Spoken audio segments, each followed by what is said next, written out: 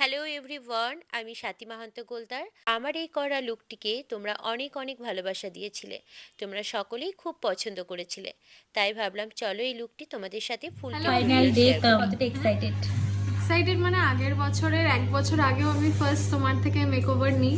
তারপর থেকে জার্নিটা কন্টিনিউ হচ্ছে। আইব্রো ভাত, কাল বিয়ে, রিসেপশন সবটাই তোমার কাছে, তো পুরো 100% তোমার উপর ট্রাস্ট আছে। আমি জানি তুমি তোমার বেস্ট দেবে। সবচেয়ে গুরুত্বপূর্ণ পার্ট হচ্ছে স্কিন প্রিপারেশন। তাহলে চলো আমি আমার ব্রাইডের স্কিন প্রিপারেশনটা করে নিই। তোমরা স্কিন প্রিপারেশন দেখতে দেখতে তোমরাও বলে দাও আমার ভিডিওটি কে কোথা থেকে দেখছো, এবং আমার ভিডিওর মধ্যে সব থেকে কোন পার্টটা তোমাদের ভালো লাগে। অবশ্যই কিন্তু কমেন্ট করতে ভুলো না। আমার ব্রাইড চেয়েছিল তার বেস মেকআপটা যেন খুবই ফ্ললেস হয় এবং অনেকটা গর্জিয়াস হয়। আমার কাছে বুকিংস নিয়েছিল এয়ার ব্রাশ মেকআপের। আমি এখানে যে ফাউন্ডেশনটি ব্যবহার করছি সার্লেট টিলবেরি ফাউন্ডেশন। এই ফাউন্ডেশনের ব্যাপারে কি বলবো, নতুন করে বলার কিছু নেই।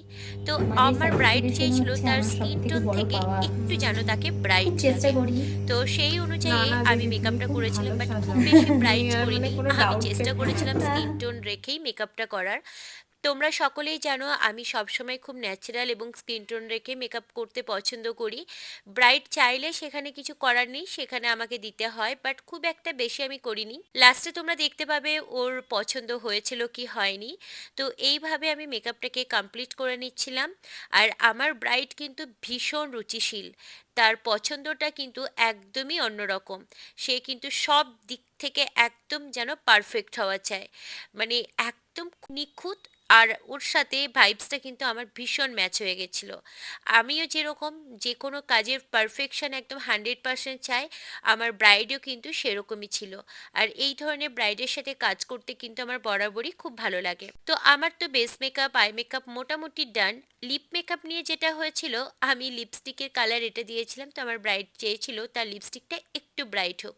তারপরে এই কালারটা দিতে, সেটাও আমার পছন্দ হয়নি। লাস্টে আমি এই কালারটা দিয়েছিলাম ওর শাড়ির সাথে ম্যাচ করে। আচ্ছা, তোমাদের কোন লিপস্টিকের কালারটা বেশি ভালো লাগলো আমাকে জানিও তো।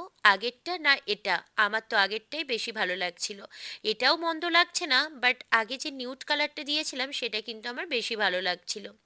আই মেকআপটা তোমাদের কেমন লাগলো সেটাও কিন্তু জানিও।